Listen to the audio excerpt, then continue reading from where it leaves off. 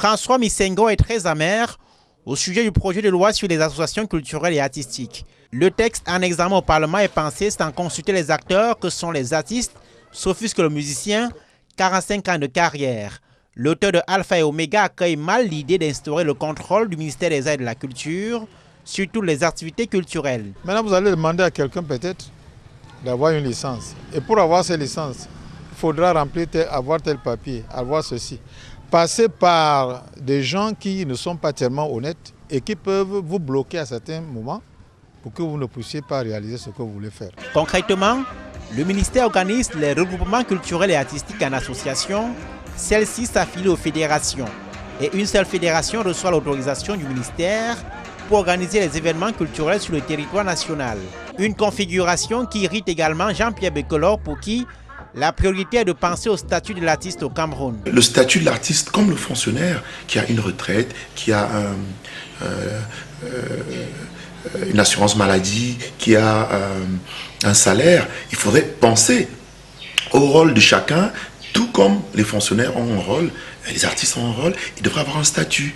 Les espaces ont conçu des bâtiments publics partout, on ne construit pas d'infrastructures culturelles. Donc tout ça devrait, à mon avis, trouver une espèce de place dans un document qu'on appelle la politique culturelle. Les pouvoirs publics notent que les événements culturels se chevauchent quelquefois et que l'organisation des activités culturelles et artistiques n'offre pas à l'état actuel le meilleur du génie culturel camerounais. Qui instaure l'amateurisme?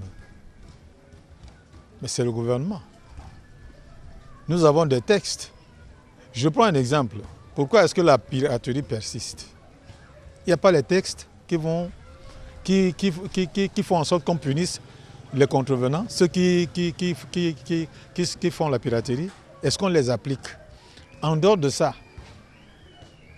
nous sommes dans un pays où nous sommes totalement submergés par la musique d'ailleurs, la musique qui nous vient d'ailleurs. Ça aussi, le gouvernement ne peut pas penser à ça.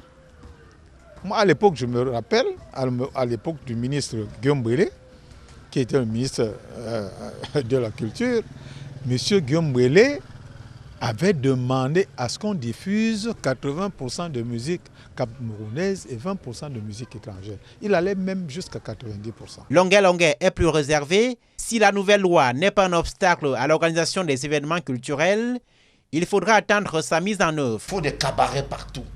Il faut faciliter l'organisation des spectacles, l'organisation des festivals. Il faut le faire. Regardez au Congo. Regardez au Congo, tous les artistes congolais sont des milliardaires. Milliardaires, multi même. Parce que la musique d'abord, avant tout. Une pétition contre la nouvelle loi sur les associations culturelles et artistiques a été lancée depuis près d'une semaine et enregistre plusieurs centaines de signatures avant l'adoption du texte.